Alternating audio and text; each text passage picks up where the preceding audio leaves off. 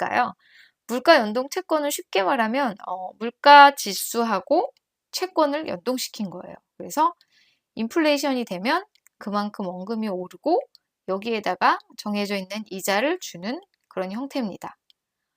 그런데 좋은 게 인플레이션이 생기면 원금이 오르는데 그러면 디플레가 되면 어떻게 되냐?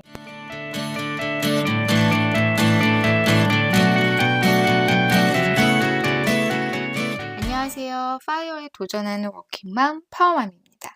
오늘은 파이어족 포트폴리오에 어떤 채권을 포함해야 할지 알아보겠습니다. 본론에 들어가기 전에 파워맘 채널 구독과 좋아요 눌러주시면 파워맘의 더 많은 파이어 도전기를 보실 수 있습니다. 자, 제가 여러분께 지난번에 소개해드렸던 포트폴리오 중에서 속편한 포트폴리오가 있었어요. 아주 보수적으로 운영되고 그 다음에 그냥 여러분이 맘 편히 놔두셔도 되는 그런 포트폴리오라고 말씀드렸는데요. 요거는 이제 널리 알려진 영국 포트폴리오 이런 거하고 비슷한 그런 구성인데요. 미국 대형주, 물가연동체, 금, 현금에 투자하는 거였습니다. 근데 이게 사실은 물가연동체가 아니고 미국 장기채, 미국 채권 이런 거였거든요. 요 두 번째 항목에 있는 채권이. 근데 제가 물가연동체로 넣었었습니다. 제가 왜 물가연동체로 넣었을까요? 자, 요건 최근에 인플레이션 움직임에 가장 잘 대응할 수 있는 게 바로 물가연동체이기 때문인데요. 물가연동체가 일반 채권보다 이자율은 낮지만 물가 인상 시 가격 상승 이렇게 간단하게만 적었는데 이게 좀 어려운 내용이죠. 저희가 기존의 안정적인 포트폴리오들은 대부분 미국의 장기 채권을 포함하고 있어요. 우리가 보통 ETF, 티커로 TLT라고 해서 미국 20년 채권 ETF를 많이들 사고 계시죠? 그런데 요게 최근에 수익률이 엄청나게 안 좋았었죠? 바로 미국 연준이 지속적으로 금리를 인하하면서 안 좋았습니다. 이렇게 달러가 막 늘어나고 금리가 낮아지는 이런 시국에서는 장기 채권의 수익률이 아주 안 좋은 현상을 보이고 있습니다. 그런데 이때 물가 연동 채권이 어떻게 영향을 미칠까요?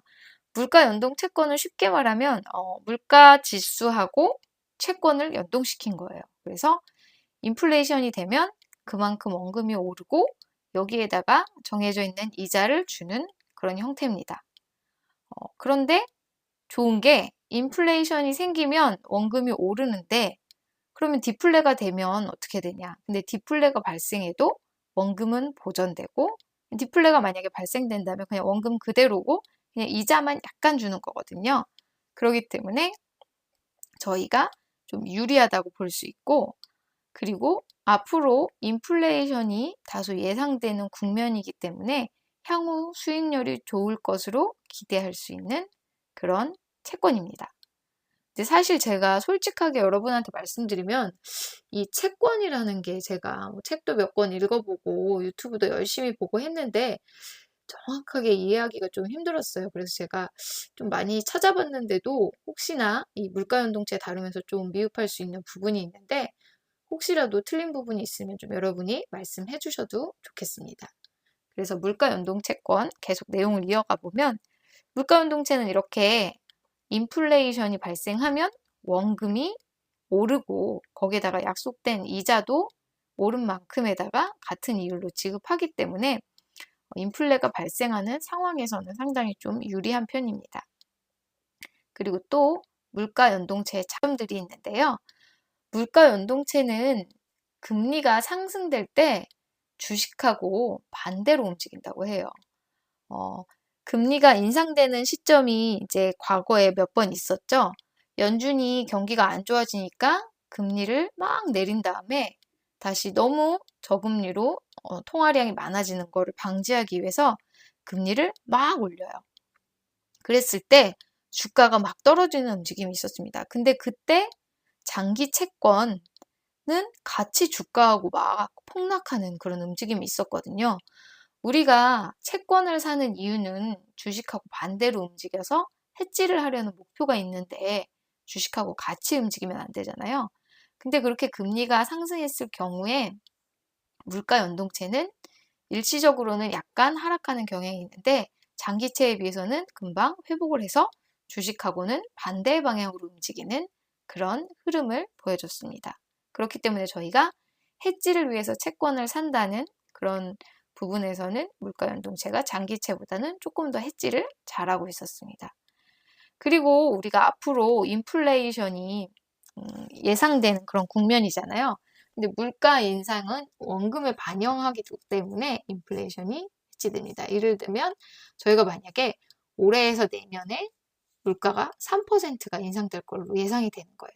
그러면 제가 올해 물가 연동체를 100원어치를 샀다면 내년에 만약에 3%가 인상된다면 제 물가 연동체는 103원이 되는 거고 약속한 이자 2%는 103원에 대한 이자 2%를 주고 이렇게 되는 거거든요. 그렇기 때문에 이게 조금 더 인플레이션을 해지할 수 있는 그런 채권입니다. 그 다음에 실질 금리가 하락했을 때 수익률이 증가한다고 하는데요. 이 실질 금리라는 거는 우리가 이제 명목 금리라는 게 있고 실질 금리가 있는데 실질 금리는 말 그대로 우리가 실제 은행에 줘야 되는 그런 금리를 말하죠. 한국은행이 기준금리를 몇 %로 설정해도 우리가 은행에서 내는 금리는 실제 그거보다 높은 경우가 많잖아요. 그런데 만약에 이런 장기적인 저금리 기조가 유지된다. 그럼 실질금리는 그러니까 연준에서 얘기하는 기준금리는 그대로 유지하는데 실질금리는 막 하락할 수도 있는 거예요. 그래서 인플레이션이 막 생기면 그 갭이 커지면서 하락하게 되는데 그때 물가연동체가 수익률이 증가할 수 있다고 합니다. 그렇기 때문에 이렇게 물가연동체가 앞으로의 인플레이션이 예상되는 국면에서는 장기채 대비 더 좋은 수익률을 낼 수 있기 때문에 앞으로 이렇게 가져가는 게 맞다고 많이들 보고 계시죠. 그리고 실제로 작년에 코로나 이후에 장기채 대비해서 물가연동체의 수익률이 탁월하게 좋았었어요. 그렇기 때문에 우리가 앞으로도 장기채보다는 물가연동체를 좀 지속적으로 봐야 되는구나 이렇게 생각할 수 있겠죠. 하지만 물가연동체가 꼭 장점만 있는 건 아니고요. 실제로 단점도 있습니다. 저금리가 지속될 때는 물가연동체의 수익률이 좀 낮아질 수 있는 우려가 있고 그 다음에 또 주가가 급격하게 하락하게 되면은 채권보다는 좀 방어력이 약한 편이라고 하는데요.